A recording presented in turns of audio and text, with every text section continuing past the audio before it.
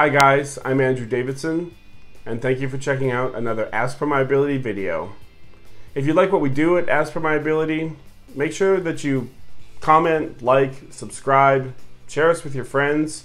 We're also on the old Twitter machine at As Per My Ability. We're on Instagram, As Per My Ability. We have a Facebook page where we put up a lot of these videos and other just comments and discussions, and that is also As Per My Ability. And last but not least, the old .com. We have aspermyability.com, where you will be able to go and listen to our podcast when it launches shortly. And then we also have a blog that is up and running, where we have some reviews and some things written by me that is more of kind of just things I'm thinking about. So make sure you check us out on social media and kind of help us out. Give us some likes and subscribes and things like that. We do appreciate it. Also check out our giveaway videos that we give out games and stuff every month to try to help you for helping us. And that's about all I wanted to say. So let's move on to the actual reason I'm filming right now. Now, I just set up the video camera. I don't have anything I'm going off of, but I'm just going to kind of do a little bit of a vlog or like a ranting video where I'm just going to talk about what I've been thinking about. This morning I woke up and I had a thought, and the thought was, what kind of gamer am I? And I wasn't thinking as far as like, am I a Euro gamer? Am I a Ameritrash gamer? Am I a strategic gamer? Am I an AP gamer? I wasn't thinking about that. To be honest with you, I was thinking more about in the lines of like a spouse, a significant other, a partner, whatever term you want to use.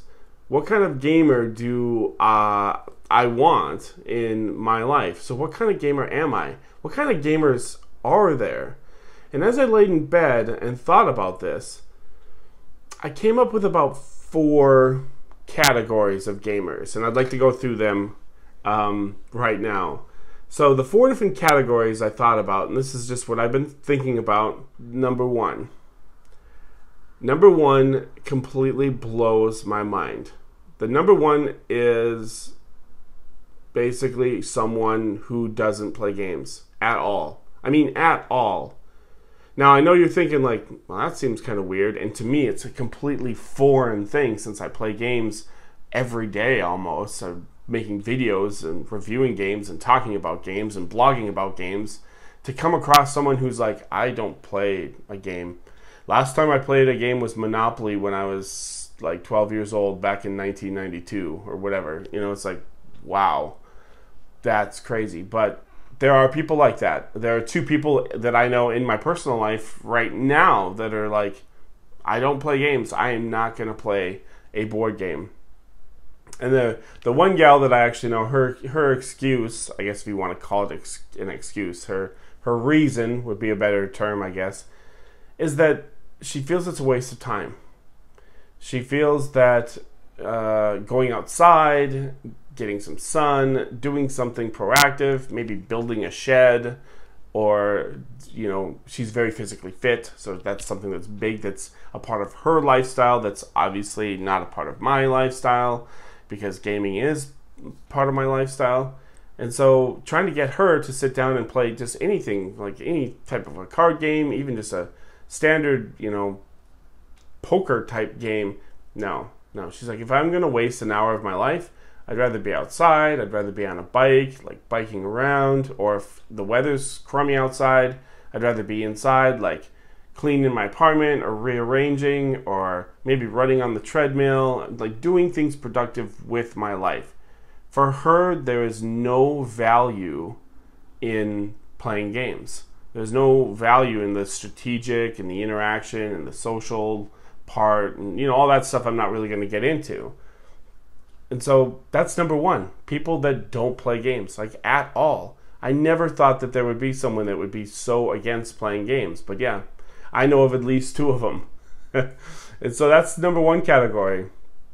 People that don't play games at all.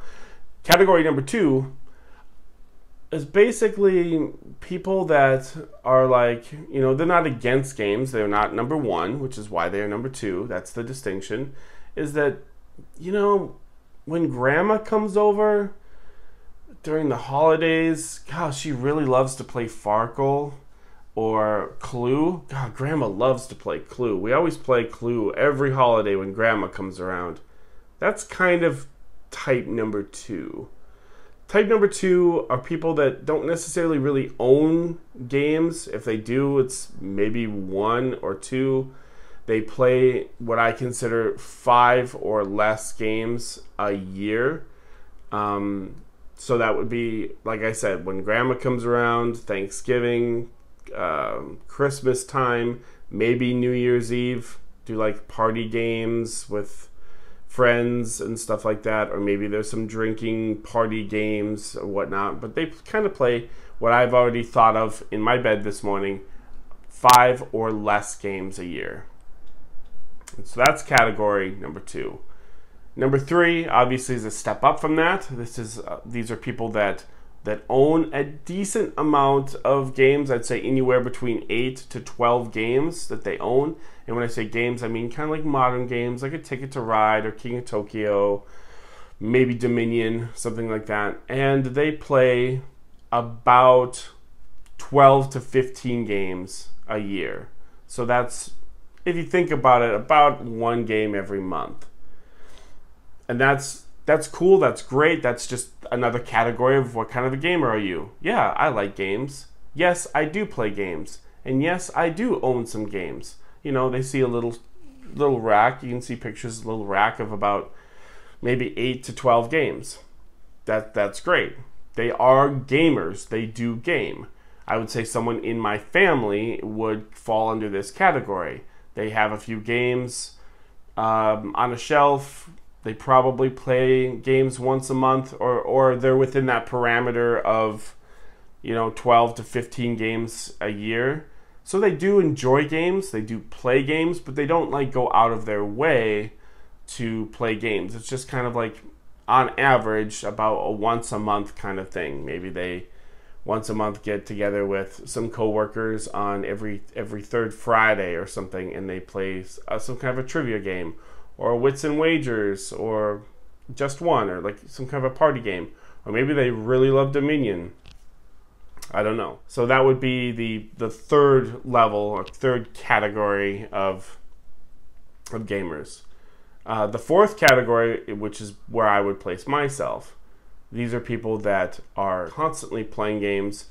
They have a big shelf of games. They play games a lot. They play... not only do they play games, but they're always buying new games. So category 4 are people that play, I would say, between 12 to 15 games a month as opposed to a year. And so that would be, quite frequent. They're buying games, they're looking into games, they're on Amazon or whatever, they're looking at, I got games coming in the mail. They're playing games very, very frequently. It's not necessarily just a drunken party night where we're going to play like Jenga or something like that. These are people that are gamers. They would probably go to a convention, or they've gone to a convention, or they spend their free time. Hey, it's a Friday night. You've got off. I've got off.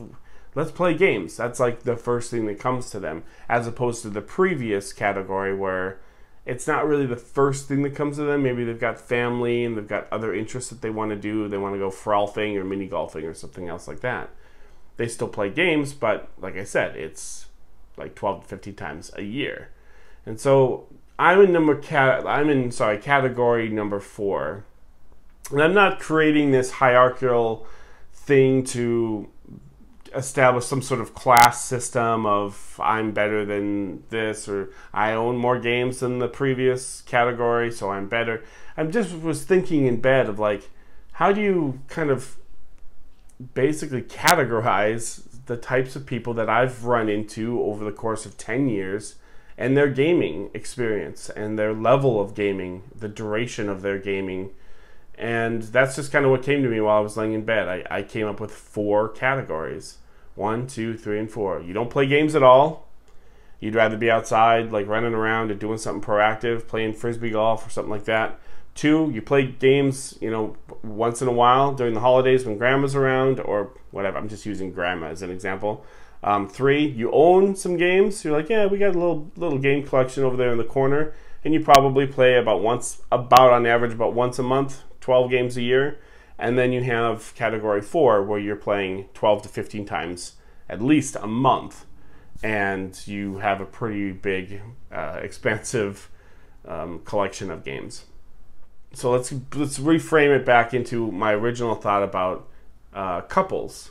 Now, whether if it's partners, spouses, couples, whatever you identify, when you have a type of romantic or interpersonal relationship with someone else, how important is it that your category is their category?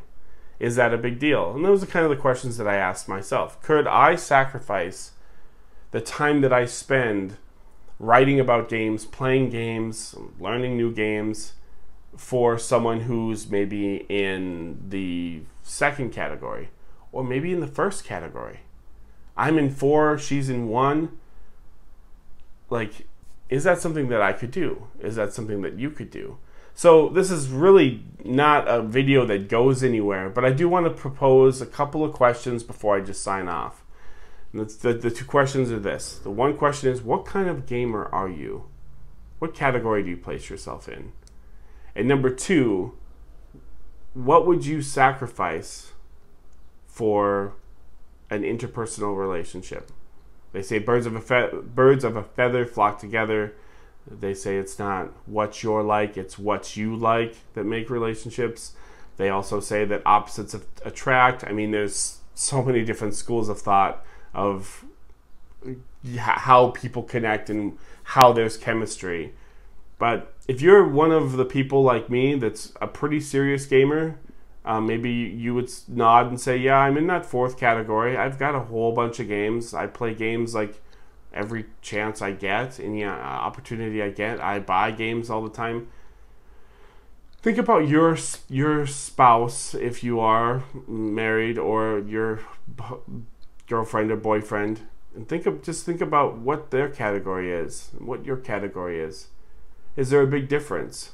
Is there some crossover? Is there this kind of Venn diagram of like you and your wife, and then in the middle is, games? Or maybe it's only a certain type of game.